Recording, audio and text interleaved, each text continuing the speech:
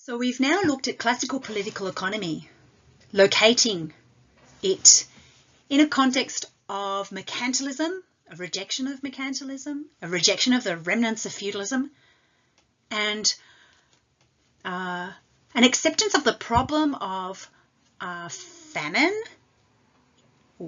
faced with corn laws and tariffs on trade,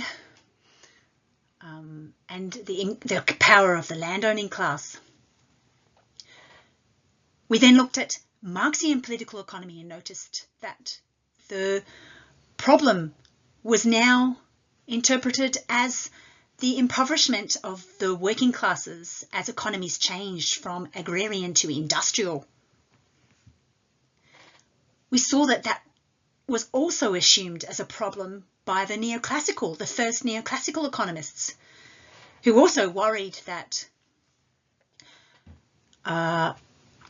poverty assistance to the destitute was aggravating poverty by incentivizing the having of children by those who could least afford to feed them. So impoverishment too, in a context of markets that were not sufficiently free, was assumed to be the problem for the neoclassical economists. We saw that the theories that these different schools provided was also very different. The classical political economists focused on overcoming tariffs and encouraging economies to focus on the production of those things that they had a comparative advantage in. We saw that Marxian political economists wanted to revisit the ownership of the means of production so that workers could continue to have ownership over the things that they produced in line with their species being. And we saw that neoclassical economists wanted to free up markets even further, allowing distribution through markets, through exchange, through the working of price, to do the work of responding to poverty by allowing markets themselves to spontaneously overcome poverty.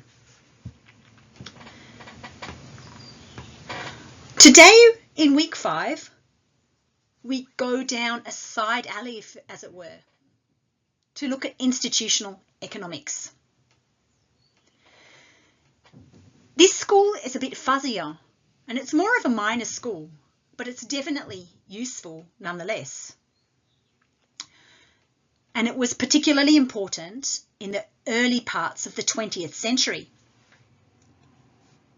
in both Britain and America, but primarily in America.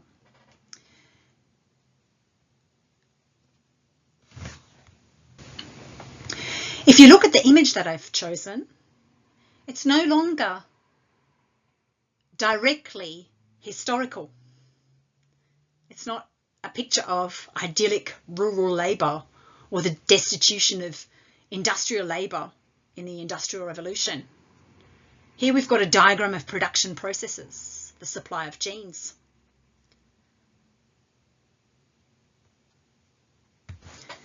We've got the raw materials at the top. We've got the fabric being dyed and woven and transported and cut and sewn together.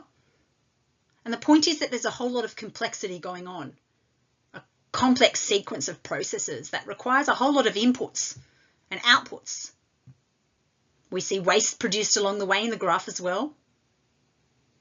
And all in all, it's a very different picture to the artisanal production of the pre-capitalist era of the classical political economists, where there wasn't this hugely complex division of labour.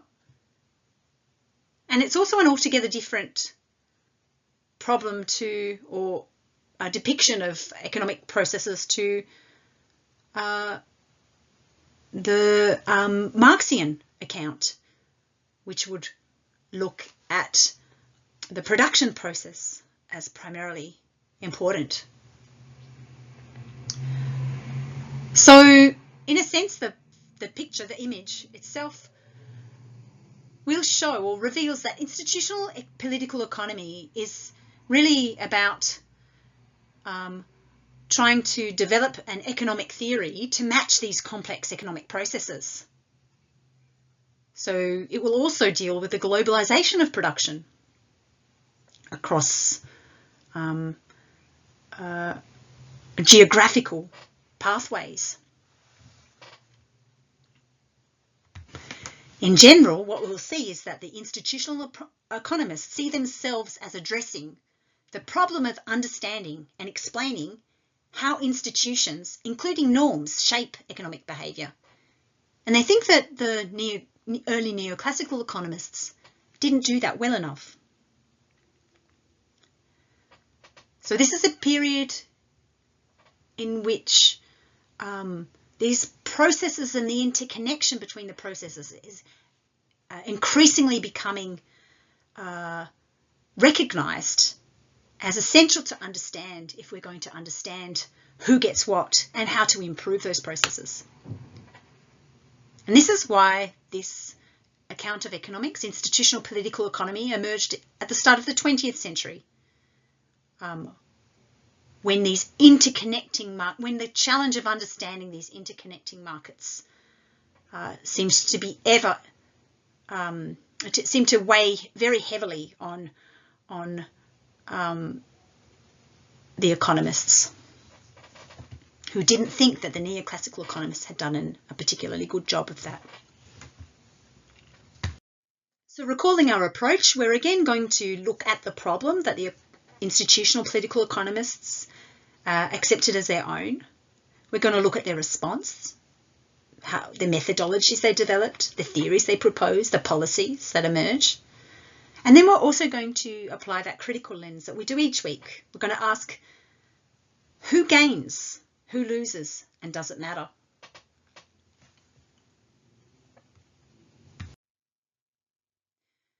Before we begin, let's consider why an attention to institutions was important for the economists writing in the first part of the 20th century.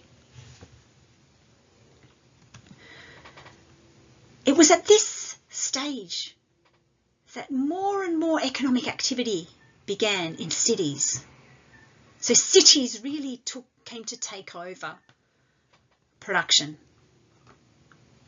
People had been moving already from towns to cities for a long time.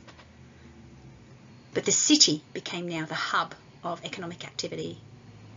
In America, for example, this is the time at which factory production in cities is increasing rapidly with the emergence of labour-saving devices, household goods like shoes and clothes. These were things that had never before been made by the factories in Britain, which had focused on parts like ball bearings for machines themselves, factories to transform raw goods into finished goods and so forth, primarily like linen and so forth. But we had in America new cities with burgeoning production of labour-saving devices for lower income families for the very first time. Economic activity really did begin to be so clearly located in cities, not towns. Have you noticed too how certain types of economic activity congregate in certain areas? So you can see, for example, that you might have a place in Melbourne, like the Heidelberg factory area, where there's a lot of kitchen cabinet makers. Now you might think, well, wouldn't it be better for those kitchen cabinet makers to be spread across the city? Why is it that they all accumulate? Why is it there's so many in such a small geographical area? Why have they all chosen to do their business there when there's obviously more competitors then? So it's a challenge, it's a question. Have you also noticed that most commodities are produced by large firms via global networks of suppliers? So we saw jeans, for example, being produced by Levi's, for example, with the production of jeans now reliant on networks across the world for sourcing the raw goods, for dyeing them, for creating the denim, for sewing. This doesn't take place in one part of the world anymore. This takes place in global networks. And have you also noticed that most exchanges are repeated and not one-off? Maybe you always go to the same glasses supplier, OPSM. Maybe you always go to the same hairdresser because you've developed a rapport with them. You like the way they cut. I'm sure you can think of many exchanges that you make regularly with the same businesses. You go always to the same coffee shop. You buy your coffee beans from the same place. You like to buy your craft beer from a particular place. You like to go back to similar restaurants. Why is that?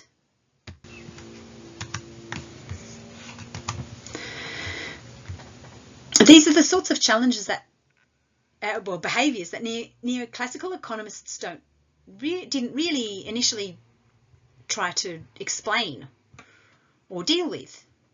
But they're problems for the institutional economists because they reflect something about how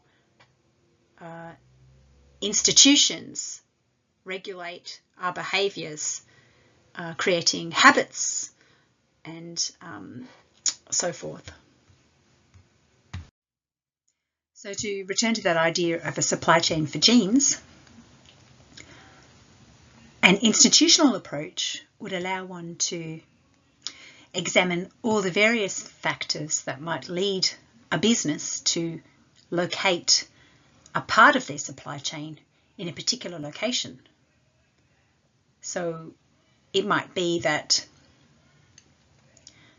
labour could be much cheaper somewhere else, but there might be other factors involved, such as transportation costs. There might be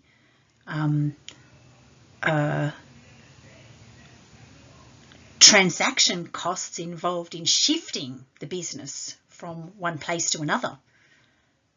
And so after time, a supply chain becomes institutionalized in various locations with various other agents and actors involved. And the institutionalist approach tries to shed light on all of those contributing institutions, all those institutions that structure the supply of genes.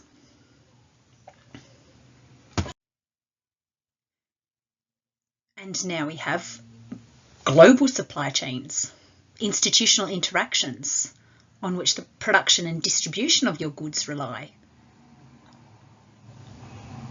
This map indicates the supply chains for a range of well-known goods: Apple iPhones, laptop computers, Levi jeans, pharmaceuticals, Toyota cars. And we can see how interconnected they've become, and also how far removed from each other they are in terms of location. An institutional approach, an approach that pays attention to institutions and how they structure and influence economic activity, can also throw light on patterns of cumulative causation. Gunnar Myrdal, for example, argued that close analysis of institutions and their effects could show a cumulative effect of racial discrimination.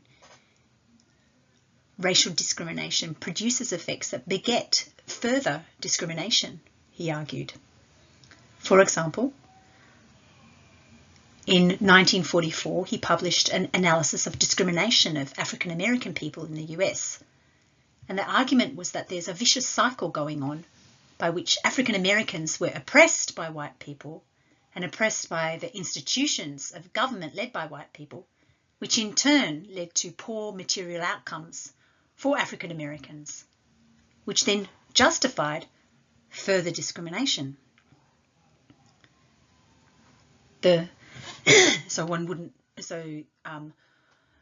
Lesser outcomes in employment were then the result of initial discrimination. So the state delivers poor services, for example, and African Americans are less educated and have less good access to healthcare.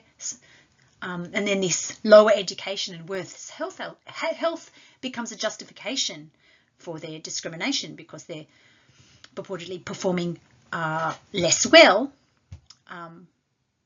which justifies discrimination against them in the workplace. Also, Gunnar Myrdal argued. So it's this persistent downward spiral. And the answer then is to either improve the circumstances of African Americans, which would reduce white prejudice, or reduce white prejudice, which would improve the conditions facing African Americans. So there's a kind of circularity here. And you can make the same argument for unemployment. They say, for example, that it's easier to get a job if you've already got one than if you're trying to get a job from being unemployed to begin with. That's that similar kind of circularity. And that's different to equilibrium. The pendulum doesn't swing back naturally to settle at an equilibrium if you've got this kind of downward cumulative causation going on.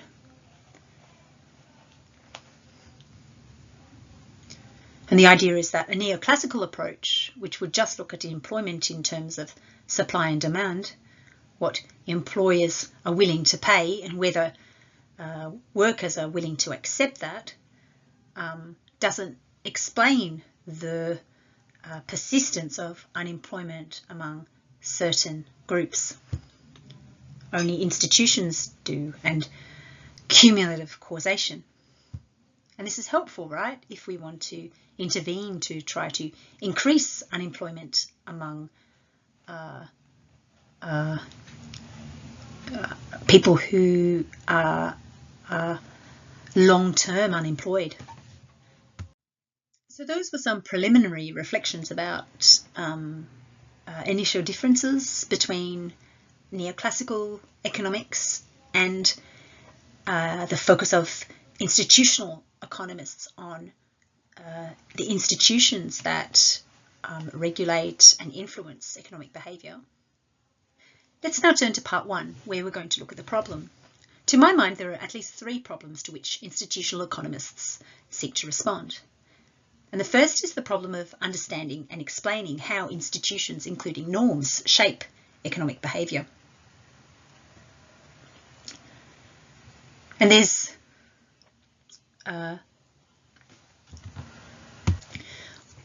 also the problem of understanding how to achieve an ongoing basis for economic prosperity. And then there's the perceived problems with the way that neoclassical economists explain economic behaviour. So, in terms of historically situating institutional economics or situating institutional economics in the history of economic thought, this third perceived problem is the big one. And so it's significant that institutional economists first originated in the early part of the 20th century, once the neoclassical framework had become increasingly widespread, with the work of Marshall, Pareto, Jevons, Voros, Menger, and others. So the institutional economists were responding in part to what they saw as problems with the views of these aforementioned thinkers. There are other precise problems specific to a particular historical moment too. So we can say the historical problem was problems with neoclassical economists and how they explained economic behaviour without reference to the institutions that influenced that behaviour. But we can also say that because institutional economists started paying attention to institutions, they perceived other precise problems specific to particular contexts that hadn't been formulated by economists as problems as such. So, for example, to provide a concrete example, the institutionalist consumer economists of the early part of the 20th century in the US, they only occurred in the US. This was a distinctly US phenomenon.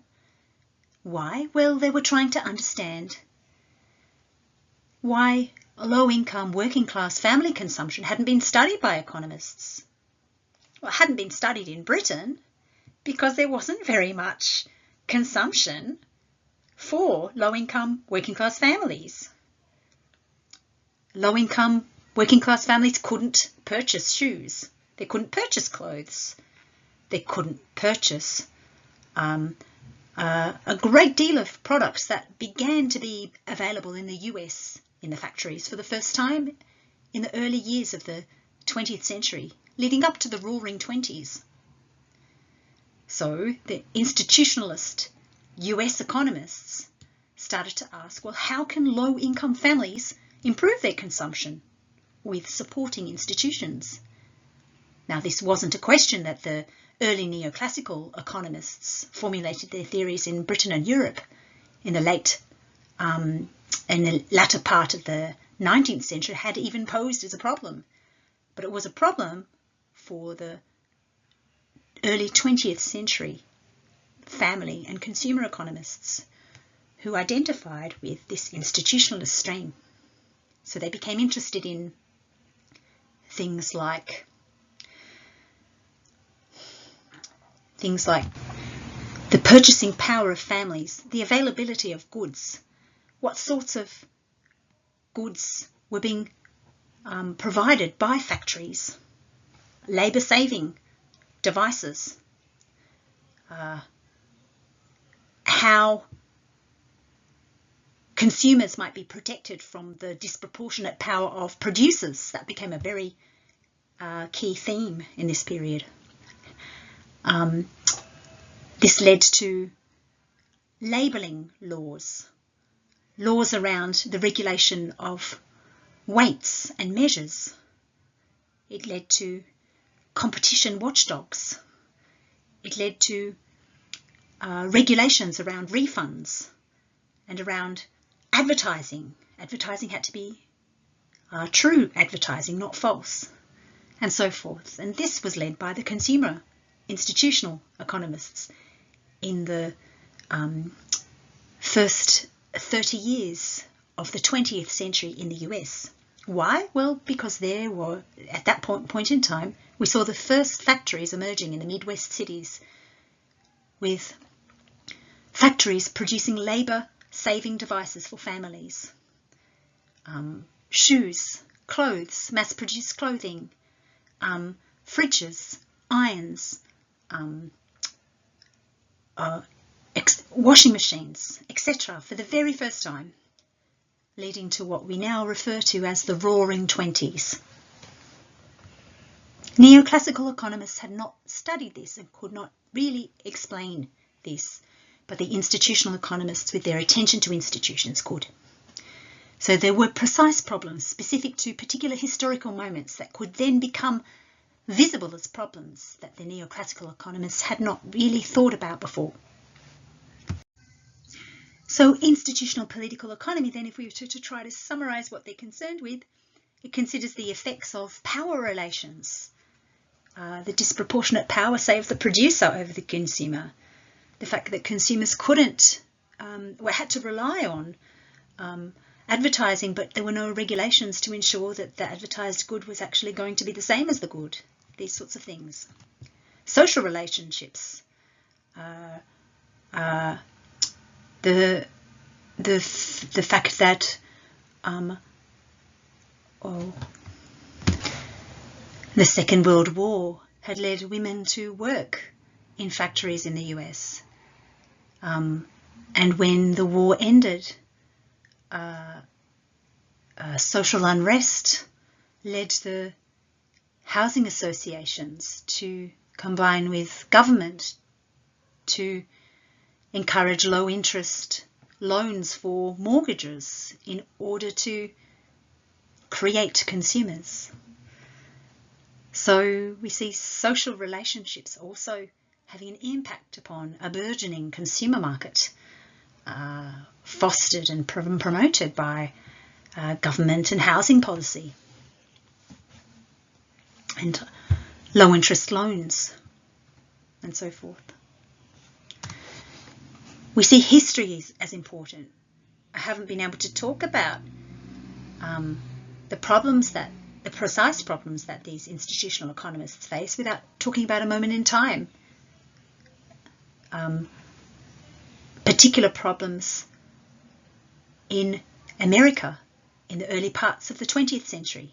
But we could also talk, if we have this lens, about problems specific to today.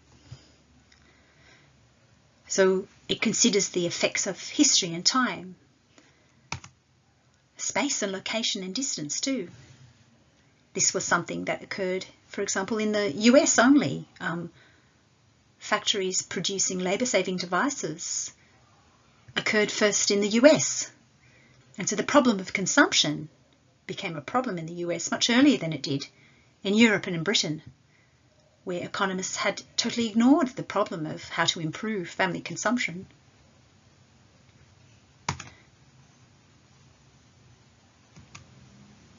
So it considers the effects of power relations, social relationships, time, history, space, location and distance on the relationships between capital, labour and the state.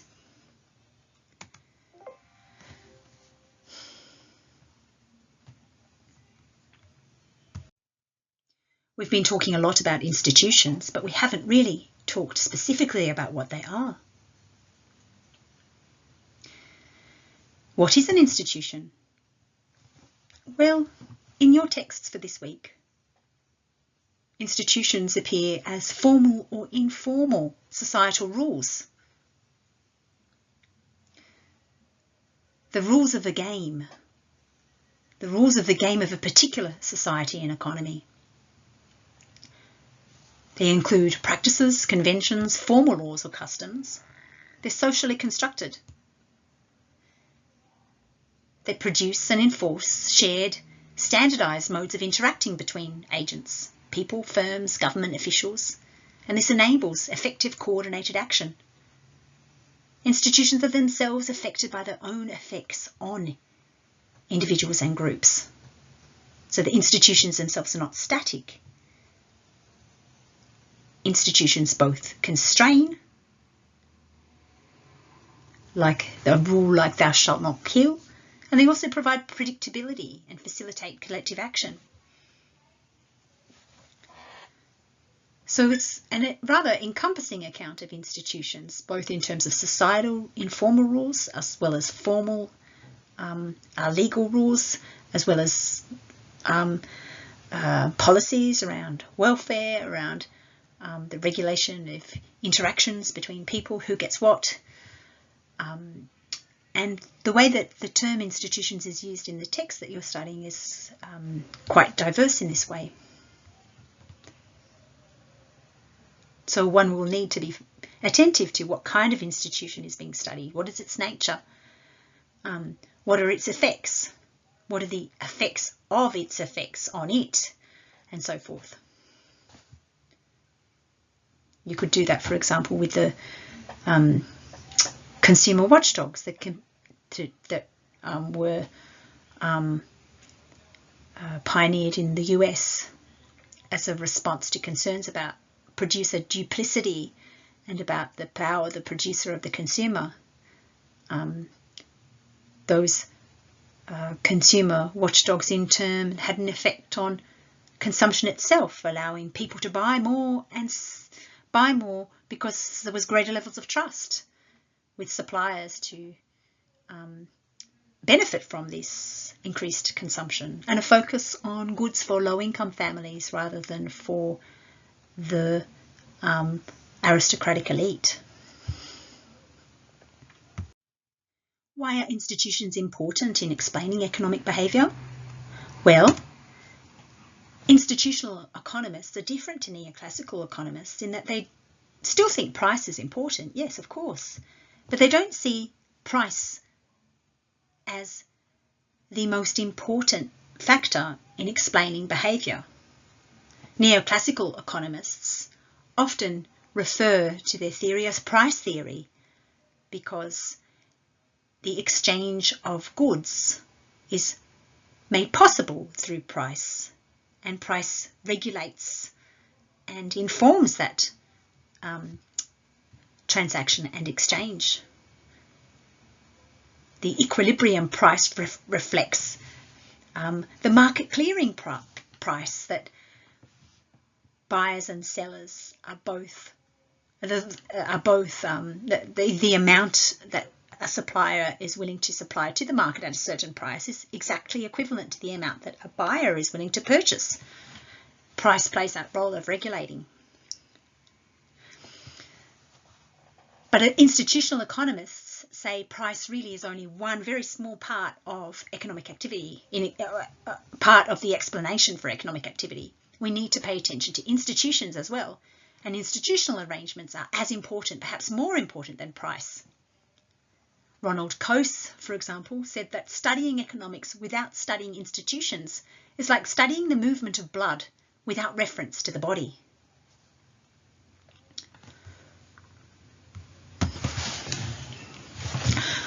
One example that's quite elucidating, we can see the emergence of money as an institution that facilitated economic activity in this sense.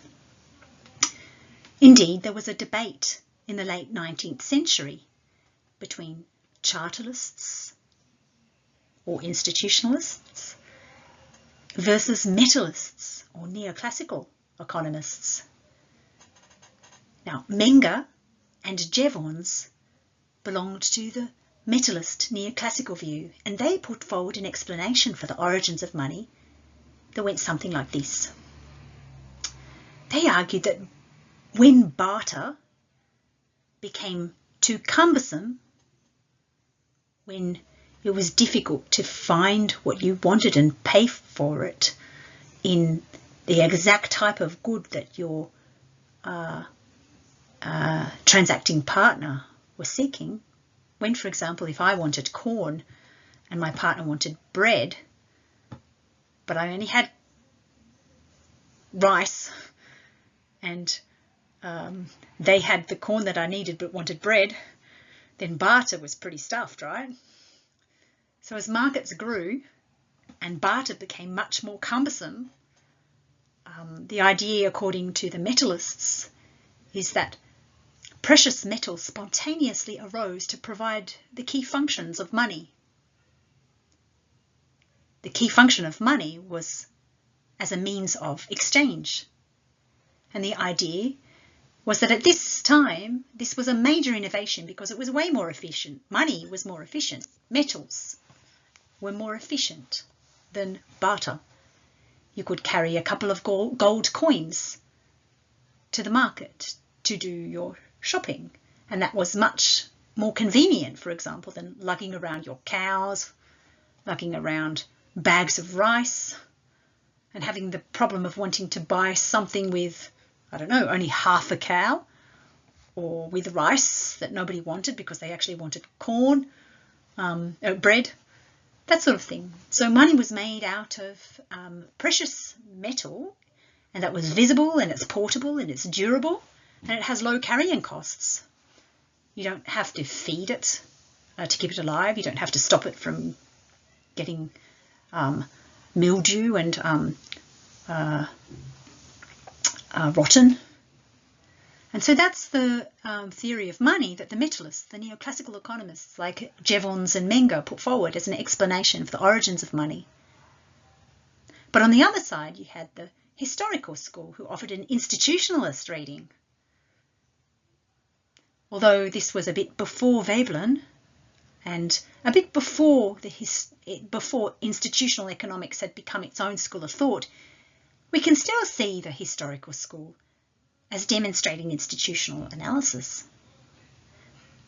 And the historical school says, no, money didn't arise spontaneously from markets. Money is primarily a unit of account, not a means of exchange. And its real origins are in accounting for debt and paying taxes. Taxes means power. Taxes means social power. It means political power. So identifying the origins of money in paying taxes means money's origins are deeply socially embedded. And this is the chartalist or institutionalist reading of the origins of money, that it's essentially about state power. And that's totally antithetical to the neoclassical reading of money coming about in order to overcome the problem of barter being too cumbersome. It's an important difference because the institutionalist approach would allow you to view money through the lens of power, whereas the metalists and the neoclassical approach would view money as a spontaneous market invention. The institutionalists would say money is deeply embedded in social relationships. It couldn't become money without those social relationships. So, as Ronald Coase will say later, it's like studying the movement of blood without the body. It's half a truth that misses most of the action. So neoclassical economists only really see half the truth. And they miss most of the action. They don't see the social structures and relations of power in which money is embedded.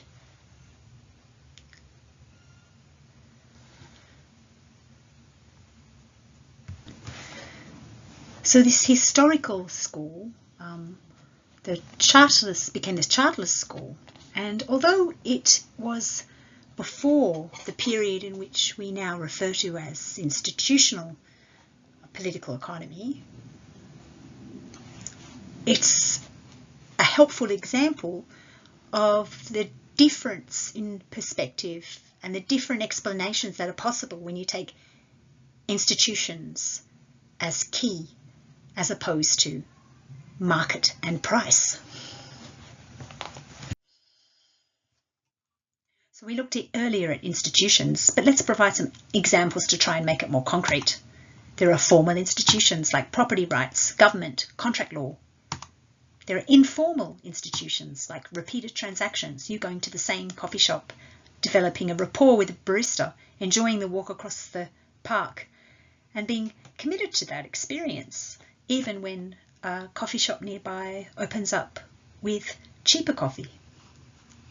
There's the interdependence of tiers in supply chains, like the production of the supply of genes. It's hard to change one of those intersecting elements of the supply chain when they're so closely interdependent with each other. There's national cultures, tea-loving Brits, coffee-drinking French. Interest-based subcultures, surfers and fashion. There's the gender order. My brother lived in Singapore for a while, and in Singapore there's a hierarchy, if you like, of maids who come from different countries, Filipino, Malaysian, Indonesian, Indian. There's no, these are all women and they have different prices. They're gendered jobs and those prices are given by transnational labour flows. What price women from different cultures are willing to accept. It's a convention. based on the backgrounds and expectations of the maids in the different countries.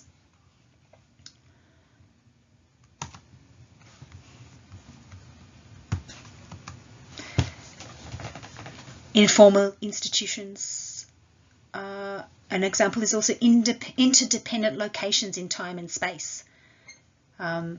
Sally Weller, who taught this subject a couple of years ago, pointed out that Hong Kong became a hub for fashion and brands, primarily due to its location in that it could serve to link European desires with cheap Chinese production.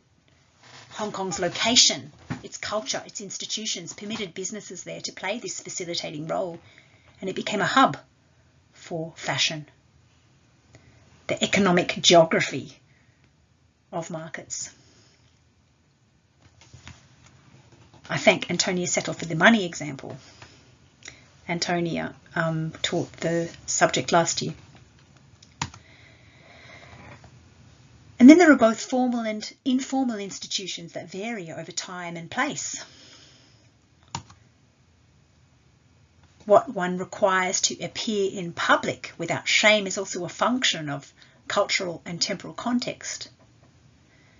Adam Smith made the point that at a certain point in time, linen shirts were a necessity, but shoes were not.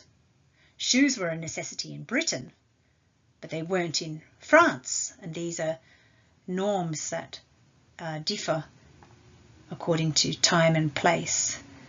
And people know what those norms are because they want to avoid public shame. This was taken up by the institutional consumer economists in the US, who identified standards of living that were needed for low-income families to avoid public shame. And this became a basis for taxation levels and the like. Then there are formal and informal institutions that are interdependent. We can see, well, I should say that again. These formal and informal institutions are interdependent. Formal institutions also rely on informal institutions in this way.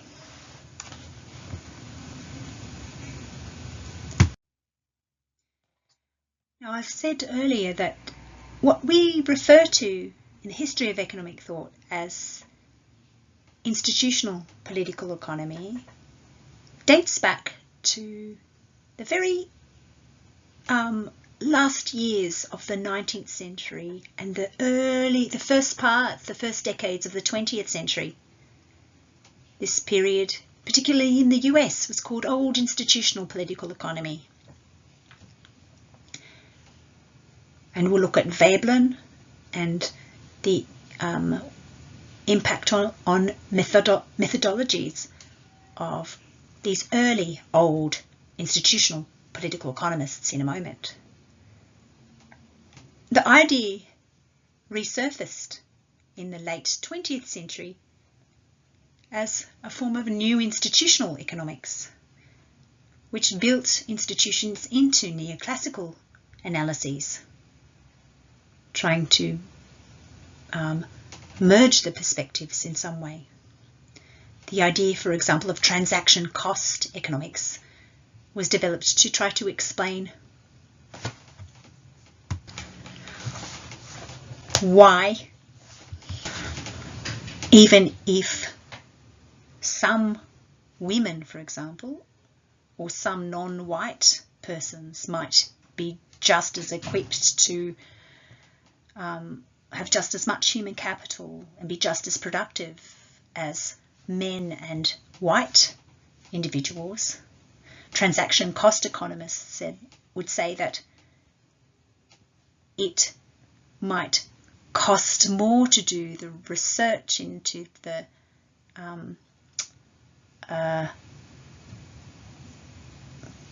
background, education and experience of women and non-white persons. And these transaction costs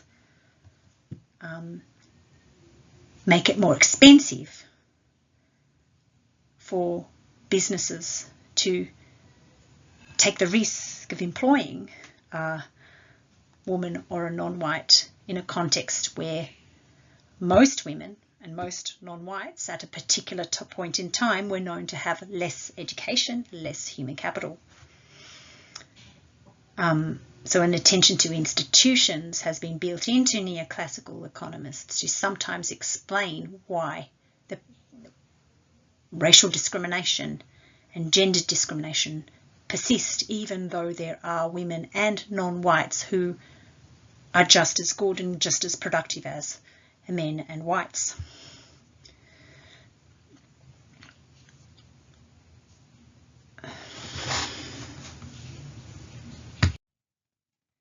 So we come to part 2, where we look at the way in which the institutional political economists developed methodologies and theories in response. These are varied methodologies, but they're united around careful empirical observation, induction. This is not a deductive account of abstract reasoning like the neoclassical economists. Instead of saying, well, how would a person choose given certain budget constraints of time and income? Well, they choose in this way, says the neoclassical economists. We know deductively they'll do that, independently of any experience. The institutionalists undertake inductive, which means based on experience, and inductive experiments and inductive empirical observations to try to determine laws of human behaviour.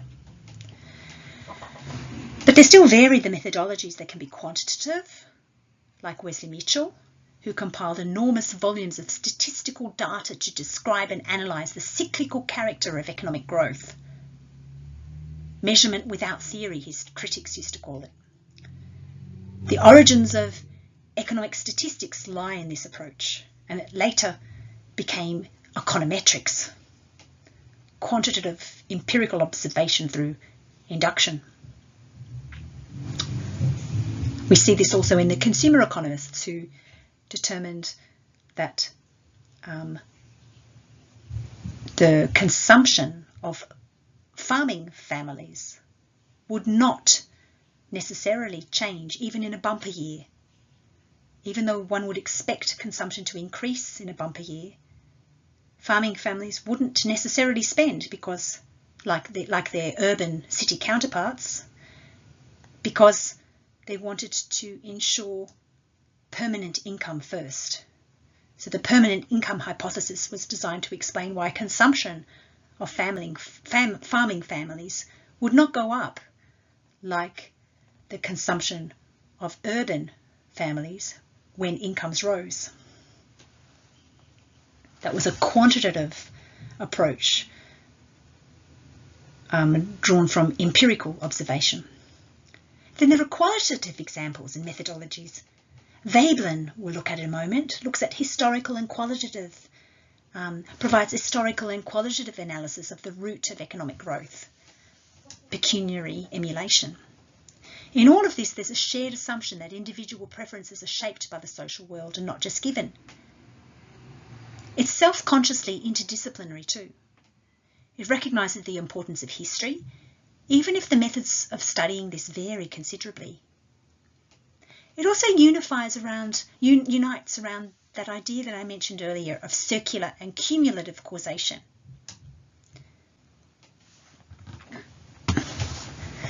This is defined by Stilwell as the processes whereby the political economic condition at a point in time shapes subsequent political economic changes, causing greater divergence from the initial condition. Small differences thereby become magnified and economic inequality relentlessly increases. This isn't equilibrium, right? The neoclassical schools view markets as self-correcting, with prices carrying information that signal to markets how much to produce. And if there's some kind of shock, then it's going to balance out the market.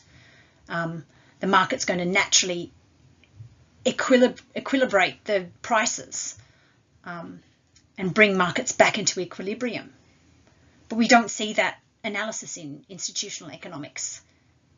Institutional economics is about dependency and cumulative causation. So one thing feeds onto another and snowballs. As we said earlier, discrimination causes more discrimination, and so on. So faced with certain shared characteristics, but also a sheer variety in methods, perhaps the best approach to understanding how the institutional political economists respond is to analyse a handful of important institutional political economists, those reflected in your readings. We'll begin with Thorstein Veblen, an American institutional political economist who analyses economies qualitatively, not through quantitative analysis at all. And to intuitively help us understand this week's lecture, I've provided you with two images. The first is of the workers' tenements in the late 19th century in Brooklyn. And the second is a Queen Anne mansion, also of this era, from the late 1800s, in 1890. You can see the difference here. On the right-hand side, in the Queen Anne mansions, we've got rooms filled with trinkets and goods from the colonies. We've got rugs, carpets, paintings, lovely knives and forks, and all of this posed Herculean tasks of housekeeping, requiring domestic servants. On the left-hand side, as you look at it, you've got the working class tenements, and these share amenities. There are no internal laundries and toilet facilities in each apartment. These are shared toilets, shared laundries, shared facilities in pokey apartments with a very large amount of people living in them. The furnishings in the tenement apartments would also be made by people themselves, not bought.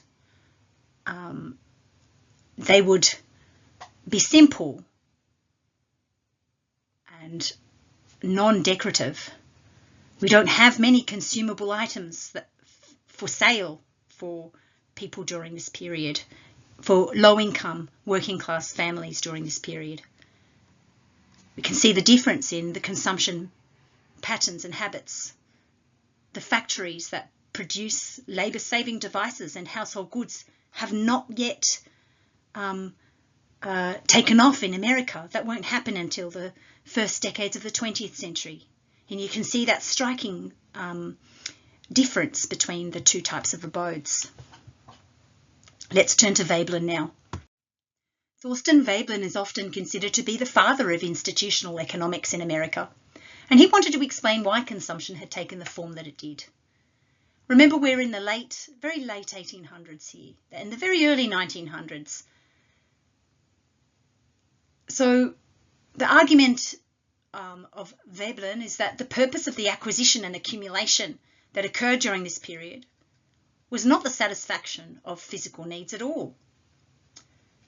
It was rather about pecuniary emulation.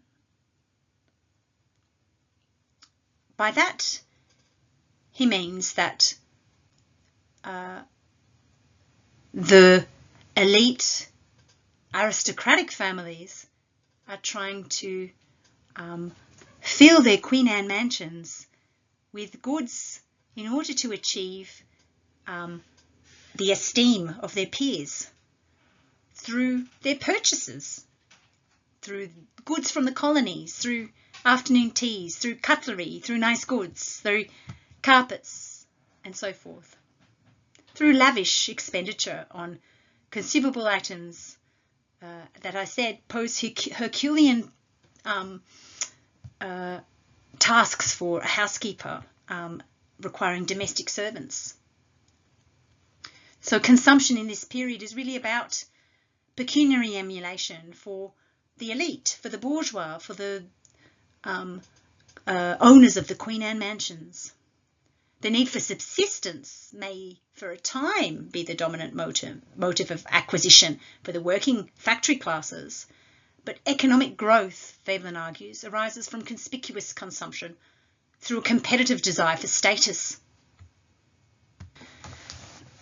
That's the deeper point of your text, that forms of consumption, conspicuous consumption of the late 19th century are invidious. That means socially harmful, because the production of commodities has been oriented towards the motive of pecuniary emulation by the well-off. The well-off have controlled production due to their purchasing power. And this is something the consumer economists following Veblen in this tradition of institutional economists will be concerned with. The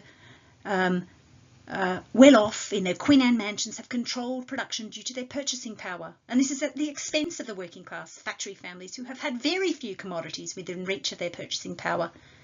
If you look at Gilboy's history of consumption that she writes later in about 1960, she writes, really, there was very little for the working classes to consume during the period in which Veblen wrote.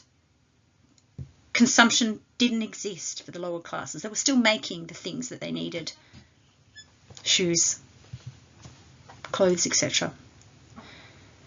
Note how Veblen's interest in consumption was taken up by the quantitative institutionalist economist Wesley Mitchell, who asked why economists had not studied consumption explicitly, why had economists up to that time preferred to focus on production?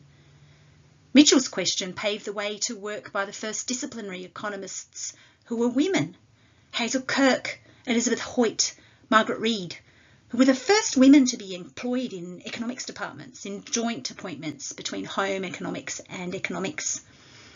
And they studied the consumption of low-income families and analysed the institutions that would be needed to support improved consumption. And so Veblen's analysis of the late 19th century bourgeois aristocratic classes and their consuming habits in terms of pecuniary emulation gave rise to a criticism of why it was that factory families hadn't had a chance to consume. And this also led to the shift of production to target low-income families in America in the first decades of the 20th century.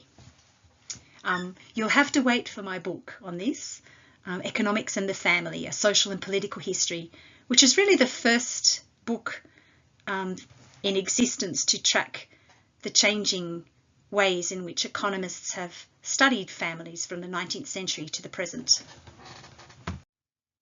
Let's turn to your other texts for this week by Ha-Joon Chang. And Ha-Joon Chang is talking about how useful the notion of market failure is. It's only useful if we make clear what we're expecting of an ideal market. He implies at one point that an ideal market is one that permits high productivity growth and consequently high standards of living.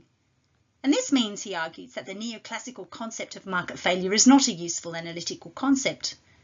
It understands market failure in terms of the failure of markets to be perfectly competitive, and it thus views all other institutions that comprise a capitalist economy as failures.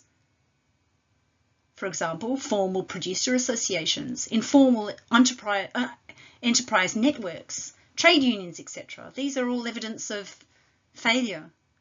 But often, as Ha-Joon Chang argues, it's these very institutions, these purported failures, that contribute to high productivity growth and high standards of living.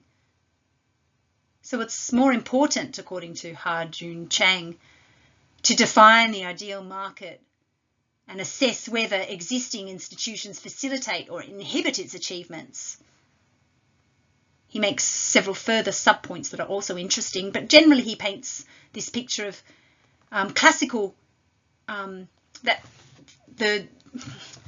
he paints this picture that there's heaps going on in the economy and that the market is just a little portion of that. So there's a real distinction between market and economy from this perspective. The idea is that that neoclassical economics is only capturing one part of the story, and we need to understand institutions to really understand the basis of high productivity and high standards of living. So now on to George Argyros. And this reading is about cumulative causation, and it puts forward the idea that cumulative causation is a linchpin for institutional thought.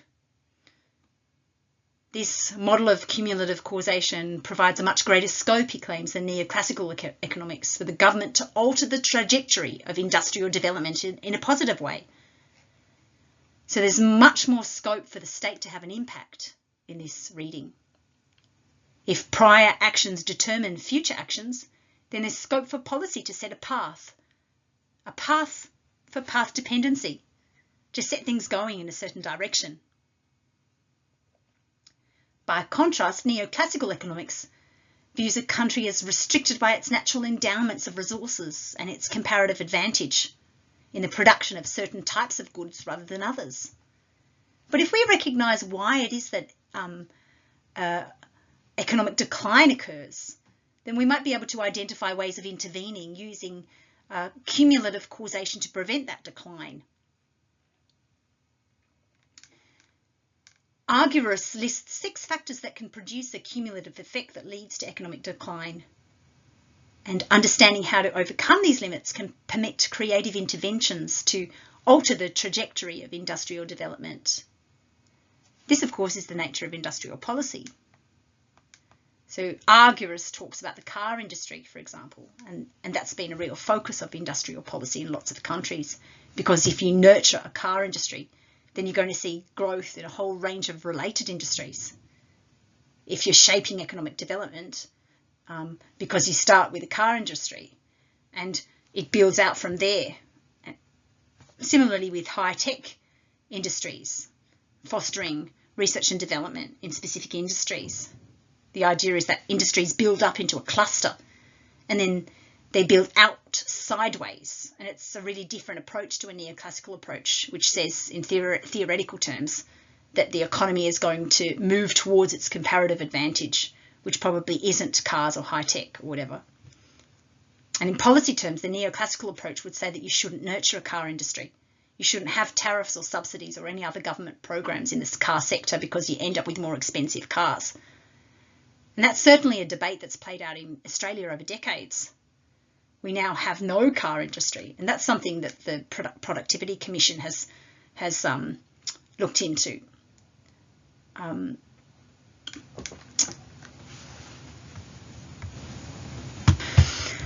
So the important point is that it's not just a different theoretical approach, but really the institutional economists have a key commitment to a range of different policy implications that arise from an analysis of the effect of institutions on productivity. This is the idea of cumulative causation.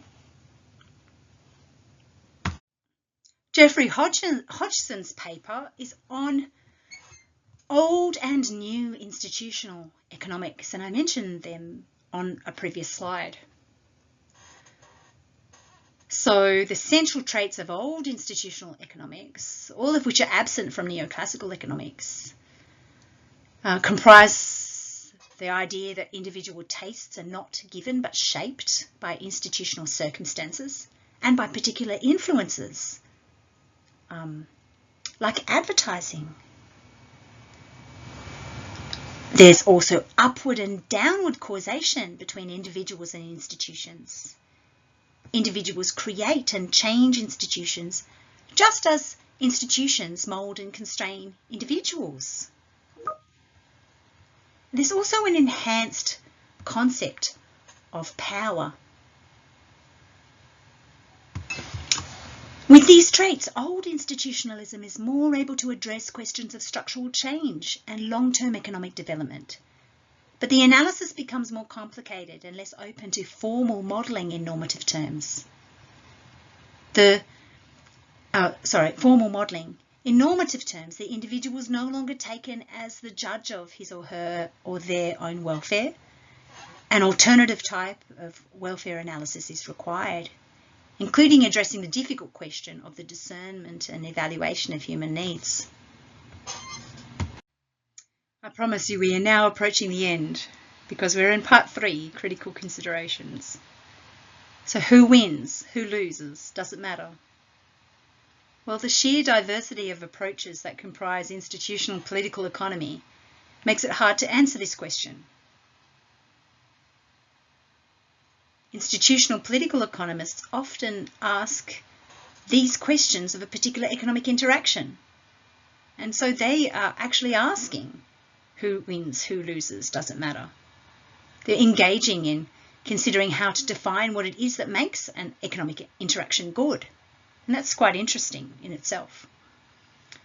So, as Stilwell puts it, the problem of understanding how to achieve an ongoing basis for economic prosperity requires looking at who wins, who loses. And certainly that does matter. But again, notwithstanding differences, many institutional political economists have still conceptualized economic growth as good, given its correspondence with improved standards of living. The texts that we have read do not explicitly consider whether we have responsibilities to the non-human or to humans in future generations. Do we owe to future generations an ecosystem that can sustain their lives? The environment is still a resource to be used rather than a constraint for the institutional political economists that are studied in this week. Whether or not that has to be the case is another question. If one analyzes an economic interaction as good if it is sustainable in supporting an ecosystem able to sustain human life, then you could say that institutional political economy is capable of considering this issue.